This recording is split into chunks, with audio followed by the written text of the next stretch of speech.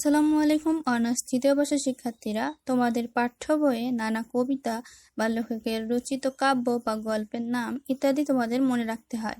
তো কিভাবে তোমরা সহজেই পড়াগুলোকে মনে রাখবা তার 4টা টেকনিক নিয়ে আজকে আলোচনা করব। তো প্রথম টেকনিক হচ্ছে তুলনা করে মনে রাখা, দ্বিতীয়টা হচ্ছে ছন্দ আকারে মনে রাখা, তৃতীয়টি হচ্ছে ছোট শব্দে রূপান্তরিত করে বা কম্বাইন করে মনে রাখা, চতুর্থটা হচ্ছে এক সাল দিয়ে দুইটা ঘটনাকে মনে রাখা। তো প্রথম টেকনিকে যাই, তুলনা করে পড়া। 1922 সালে অগ্নিবীণা প্রকাশিত হয়, আবার 1925 সালে সাম্যবাদী প্রকাশিত হয়। এখানে তুলনা করে পড়তে পারো। আরেকটা উদাহরণ দিই, যেমন 1876 সালে বঙ্গদর্শন বন্ধ হয়ে যায়, আর 1976 সালে নজরুলের মৃত্যু হয়, অর্থাৎ এখানে তুলনা করে মনে রাখতে হবে। আরেকটা উদাহরণে আসি, প্রবাদটি হচ্ছে কবি পেত্রাক, বাংলা সনেটের প্রবর্তক হচ্ছে মাইকেল মধুসূদন দত্ত, অর্থাৎ এখানে তুলনা করে মনে রাখতে হবে। করে মনে রাখলে কিন্তু এটা বেশি মনে থাকবে। দ্বিতীয় টেকনিকে চলে যায় ছন্দ আকারে মনে রাখা। আমি সাম্যবাদী আর অগ্নিবীণা রাখতে পারছি না, এখানে ছন্দ আকারে মনে রাখতে পারি নাম সহ। মের অগ্নি করে গেলেন যিনি, এখানে কাজী হচ্ছে কাজী নজরুল ইসলাম, মের হচ্ছে সাম্যবাদী, অগ্নি হচ্ছে অগ্নিবীণা।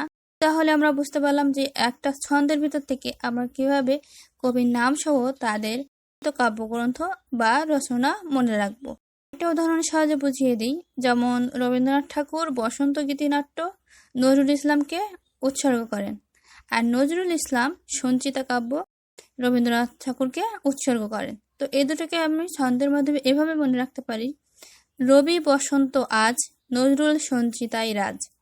তো এখানে রবি হচ্ছে রবীন্দ্রনাথ ঠাকুর, আর বসন্ত হচ্ছে বসন্ত গীতিনাট্য, আর নজরুল ইসলাম, আর সঞ্চিতা কাব্য। তো এভাবে ছন্দের মাধ্যমে কিন্তু মনে রাখতে পারি। টেকনিকটা হচ্ছে কম্বাইন বা ছোট শব্দে রূপান্তরিত করা। তো এখানে আমি অগ্নিবীণা আর সাম্যবাদীকে নিয়ে নিলাম। এখানে অগ্নিবীণা থেকে বীণা আর সাম্যবাদী থেকে বাদী, এই দুইটা শব্দকে নিয়ে ছোট করে বীণাবাদী করলাম। তো এটাকে কম্বাইন করলে বীণাবাদী হয়। ছোট করে তোমরা কিন্তু মনে রাখতে পারো। বীণা শব্দ শুনলে মনে হবে যে হ্যাঁ অগ্নিবীণা, বাদী সাম্যবাদী। তো এভাবে তোমরা মনে রাখতে পারো।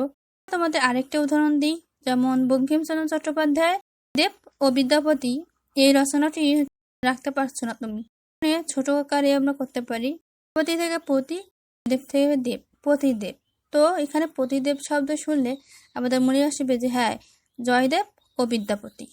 তো এভাবে তোমরা কম্বাইন করে কিন্তু শব্দগুলোকে ছোট করে নতুন শব্দে রূপান্তরিত করে এর মাধ্যমে মনে রাখতে পারো।